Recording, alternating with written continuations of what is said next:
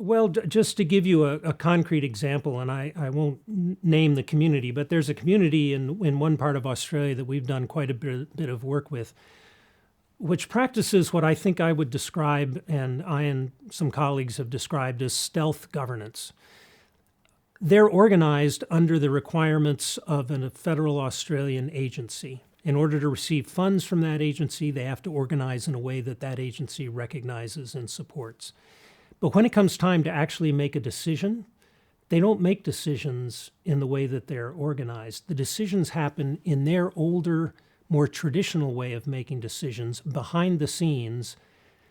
When that process is completed and they have a decision, they then communicate that decision to the formal organization that is recognized by Australia, and that organization then communicates the decision to Australia.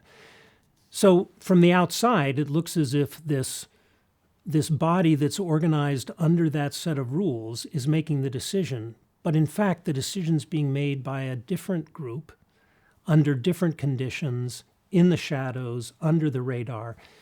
And we've taken to calling that stealth governance, but it's an example of nations that are determined to begin to make decisions in their own ways on behalf of their own values, but realize we've got to somehow make that persuasive to a government that does not recognize those ways of making decisions. So that would be one concrete example. And another, which I referred to very briefly earlier, is a nation we know that has specialized in a way in making agreements with local governments where they share interests.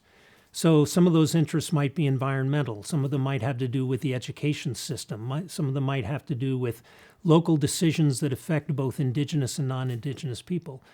And their thinking is, and this actually was how it was told to me originally, the Australian government doesn't see us as an important constituency, but they do see these non-Indigenous communities around us as important constituencies. So if we can build relationships with them, that gets us onto their radar screen. It gets us onto the table in discussions. So those are the kinds of things which I think are emerging there, which we don't see as much of. People have to be creative in North America too, but you do start from a different set of provisions, a different starting point.